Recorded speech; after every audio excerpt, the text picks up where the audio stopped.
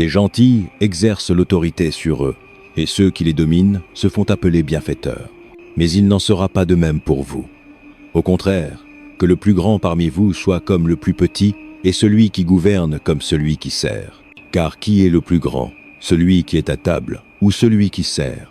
N'est-ce pas celui qui est à table? Et moi, je suis au milieu de vous comme celui qui sert. Vous êtes ceux qui avez persévéré avec moi dans mes épreuves. Et je vous destine le royaume comme mon Père me l'a destiné, afin que vous mangiez et buviez à ma table dans mon royaume, et que vous soyez assis sur des trônes pour juger les 12 tribus d'Israël. Simon, Simon, Satan vous a réclamé pour vous cribler comme le froment. Mais j'ai prié pour toi, afin que ta foi ne défaille point. Et toi, quand tu seras converti, affermis tes frères. Seigneur, lui répondit Pierre, je suis prêt à aller avec toi et en prison et à la mort. Et Jésus dit, Pierre, je te le dis, le coq ne chantera pas aujourd'hui que tu n'aies nié 3 fois de me connaître. Il leur dit encore, quand je vous ai envoyé sans bourse, ni sac, ni souliers, avez-vous manqué de quelque chose? Ils répondirent, de rien. Et il leur dit, mais maintenant que celui qui a une bourse la prenne, que celui qui a un sac le prenne également, que celui qui n'a point d'épée vende son vêtement et en achète une. Car, je vous le dis, il faut que cette parole qui est écrite s'accomplisse en moi. Il a été mis au nombre des malfaiteurs. Et ce qui me concerne est sur le point d'arriver. Ils dirent, Seigneur, voici 2 épées. Et il leur dit, cela suffit. Jésus sortit, selon sa coutume, pour aller au mont des Oliviers. Ses disciples le suivirent. Lorsqu'il fut arrivé dans ce lieu, il leur dit, priez, afin que vous ne tombiez pas en tentation. Puis il s'éloigna d'eux, à la distance d'environ 1 jet de pierre. Et, s'étant mis à genoux, il pria, disant, Père, si tu voulais éloigner de moi cette coupe, toutefois, que ma volonté ne se fasse pas, mais la tienne. Alors un ange lui apparut du ciel, pour le fortifier. Étant en agonie, il priait plus instamment, et sa sueur devint comme des grumeaux de sang qui tombaient à terre. Après s'être relevé de sa prière, il alla vers les disciples, et il les trouva endormis de tristesse, et il leur dit, « Pourquoi dormez-vous? Levez-vous et priez, afin que vous ne tombiez pas en tentation. » Comme il parlait encore, voici, une foule arriva, et celui qui s'appelait Judas, l'un des 12, marchait devant, et il s'approcha de Jésus pour le baiser. Jésus lui dit, « Judas, c'est par un baiser que tu livres le Fils de l'homme. » Ceux qui étaient avec Jésus, voyant ce qui allait arriver, dirent, « Seigneur, frapperons-nous de l'épée ?»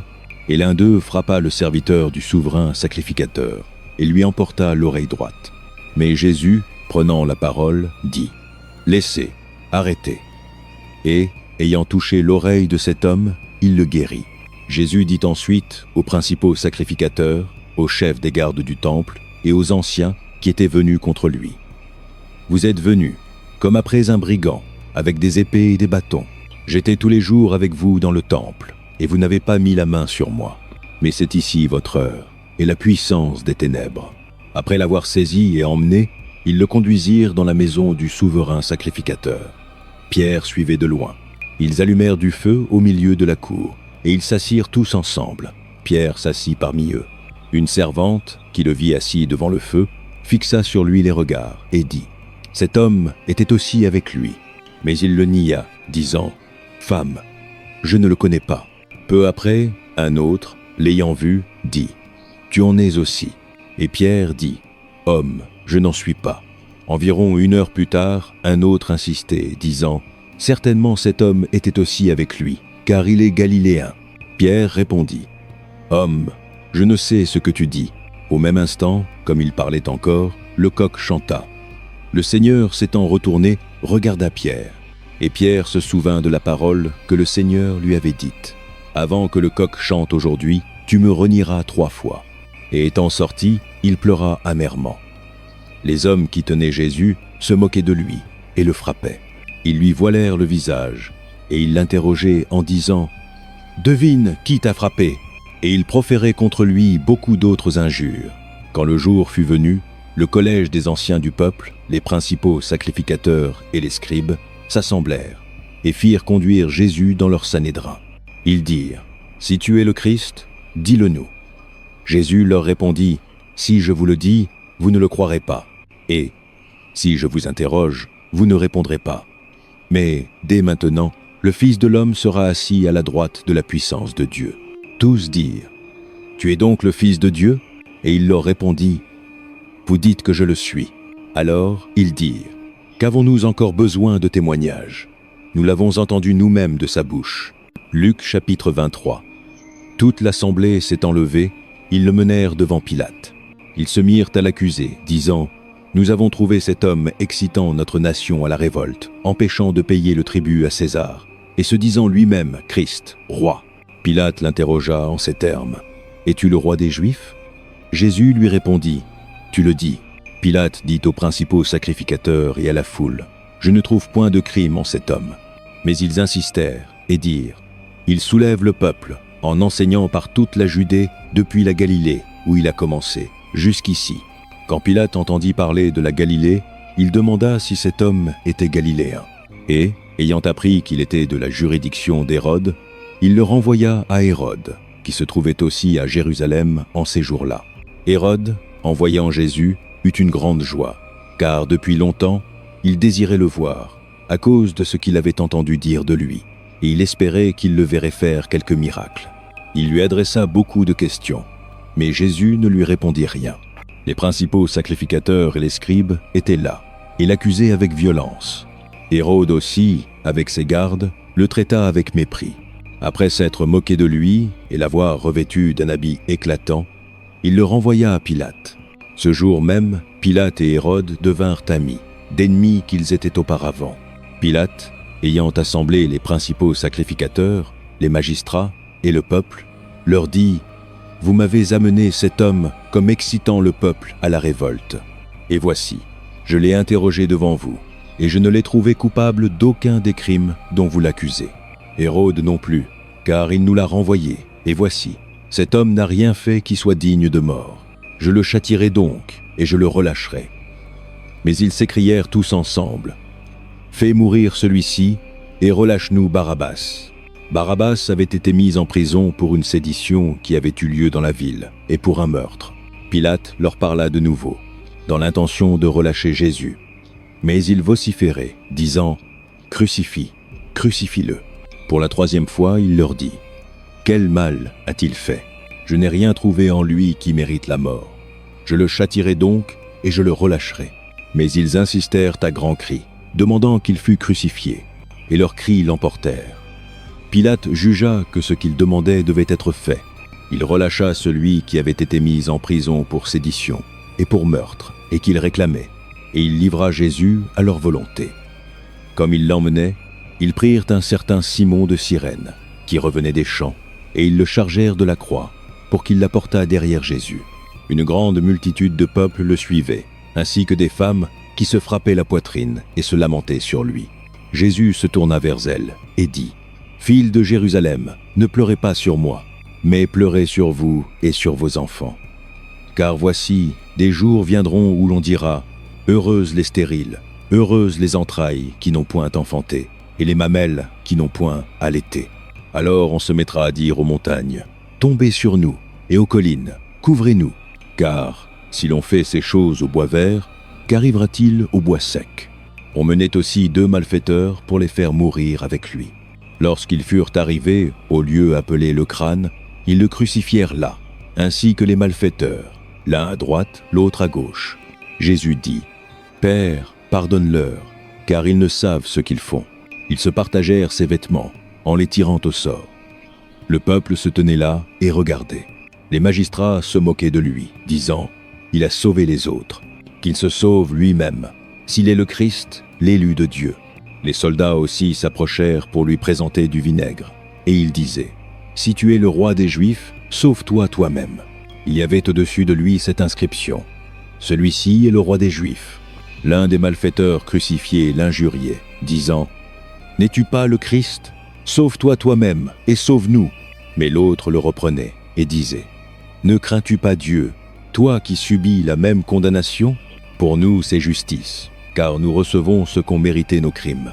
Mais celui-ci n'a rien fait de mal. » Et il dit à Jésus, « Souviens-toi de moi quand tu viendras dans ton règne. » Jésus lui répondit, « Je te le dis en vérité, aujourd'hui tu seras avec moi dans le paradis. » Il était déjà environ la 6e heure, et il y eut des ténèbres sur toute la terre jusqu'à la 9e heure.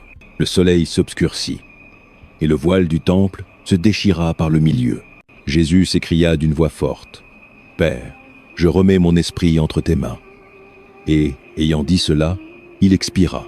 Le centenier, voyant ce qui était arrivé, glorifia Dieu et dit, « Certainement, cet homme était juste. » Et toute la foule qui s'était assemblée pour ce spectacle, après avoir vu ce qui était arrivé, s'en retournait en se frappant la poitrine. Tous ceux de la connaissance de Jésus et les femmes qui l'avaient accompagné depuis la Galilée se tenaient dans l'éloignement et regardaient ces choses. Il y avait un conseiller, nommé Joseph, homme bon et juste, qui n'avait point participé à la décision et aux actes des autres. Il était d'Arimathée, ville des Juifs, et il attendait le royaume de Dieu. Cet homme se rendit vers Pilate et demanda le corps de Jésus. Il le descendit de la croix, l'enveloppa d'un linceul et le déposa dans un sépulcre taillé dans le roc, où personne n'avait encore été mis. C'était le jour de la préparation, et le sabbat allait commencer. Les femmes qui étaient venues de la Galilée avec Jésus accompagnèrent Joseph, virent le sépulcre et la manière dont le corps de Jésus y fut déposé. Et, s'en étant retournées, elles préparèrent des aromates et des parfums.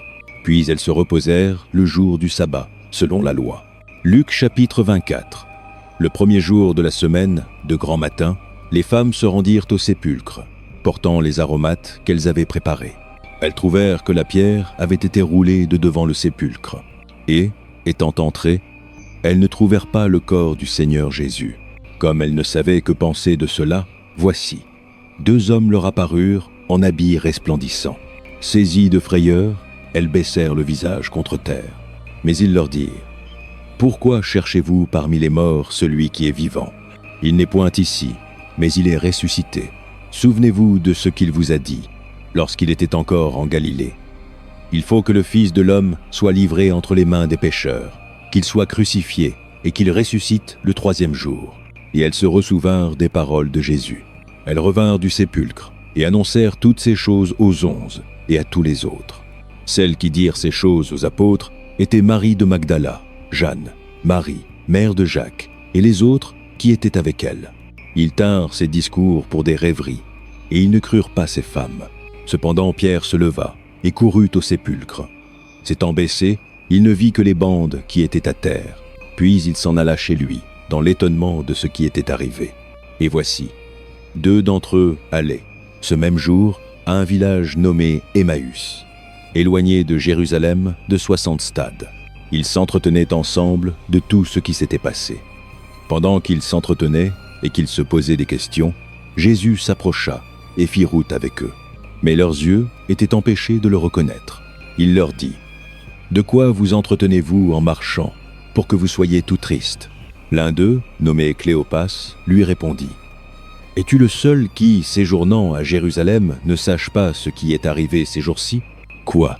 leur dit-il. Et ils lui répondirent, « Ce qui est arrivé au sujet de Jésus de Nazareth, qui était un prophète puissant en œuvre et en parole devant Dieu et devant tout le peuple, et comment les principaux sacrificateurs et nos magistrats l'ont livré pour le faire condamner à mort et l'ont crucifié. Nous espérions que ce serait lui qui délivrerait Israël. Mais avec tout cela, voici le 3e jour que ces choses se sont passées. Il est vrai que quelques-unes de nos femmes nous ont fort étonnés. S'étant rendues de grand matin au sépulcre, et n'ayant pas trouvé son corps, elles sont venues nous dire qu'elles avaient vu aussi une apparition d'ange qui disait qu'il est vivant. Quelques-uns de ceux qui étaient avec nous sont allés au sépulcre. Ils ont trouvé les choses comme les femmes l'avaient dit. Mais lui, ils ne l'ont point vu. Alors Jésus leur dit, « Ô homme sans intelligence, et dont le cœur est lent à croire tout ce qu'ont dit les prophètes, ne fallait-il pas que le Christ souffrit ces choses et qu'il entrât dans sa gloire ?»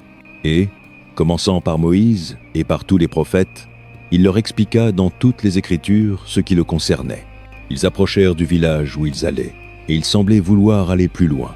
Mais ils le pressèrent, en disant, « Reste avec nous, car le soir approche, le jour est sur son déclin. » Et il entra, pour rester avec eux. Pendant qu'il était à table avec eux, il prit le pain, et, Après avoir rendu grâce, il le rompit et le leur donna. Alors leurs yeux s'ouvrirent et ils le reconnurent, mais il disparut de devant eux. Et ils se dirent l'un à l'autre: Notre cœur ne brûlait-il pas au-dedans de nous lorsqu'il nous parlait en chemin et nous expliquait les Écritures? Se levant à l'heure même, ils retournèrent à Jérusalem, et ils trouvèrent les 11, et ceux qui étaient avec eux, assemblés et disant: Le Seigneur est vraiment ressuscité, et il est apparu à Simon. Et ils racontèrent ce qui leur était arrivé en chemin, et comment ils l'avaient reconnu au moment où il rompit le pain. Tandis qu'il parlait de la sorte, lui-même se présenta au milieu d'eux, et leur dit: La paix soit avec vous. Saisis de frayeur et d'épouvante, ils croyaient voir un esprit. Mais il leur dit: Pourquoi êtes-vous troublés? Et pourquoi pareille pensée s'élève-t-elle dans vos cœurs? Voyez mes mains et mes pieds, c'est bien moi. Touchez-moi et voyez. Un esprit n'a ni chair ni os, comme vous voyez que j'en ai. En disant cela, il leur montra ses mains et ses pieds. Comme, dans leur joie, ils ne croyaient point encore, et qu'ils étaient dans l'étonnement, il leur dit: Avez-vous ici quelque chose à manger? Ils lui présentèrent du poisson rôti et un rayon de miel. Il en prit, et il mangea devant eux. Puis il leur dit: C'étaient là les choses que je vous disais lorsque j'étais encore avec vous, qu'il fallait que s'accomplît tout ce qui est écrit de moi dans la loi de Moïse, dans les prophètes et dans les psaumes. Alors il leur ouvrit l'esprit, afin qu'ils comprissent les Écritures. Et il leur dit: Ainsi il est écrit que le Christ souffrirait, et qu'il ressusciterait des morts le 3e jour, et que la repentance et le pardon des péchés seraient prêchés en son nom à toutes les nations, à commencer par Jérusalem. Vous êtes témoins de ces choses, et moi, je vous enverrai ce que mon Père a promis. Mais vous, restez dans la ville jusqu'à ce que vous soyez revêtus de la puissance d'en haut. Il les conduisit jusque vers Béthanie, et, ayant levé les mains, il les bénit. Pendant qu'il les bénissait, il se sépara d'eux, et fut enlevé au ciel. Pour eux, après l'avoir adoré, ils retournèrent à Jérusalem avec une grande joie, et ils étaient continuellement dans le temple, louant et bénissant Dieu.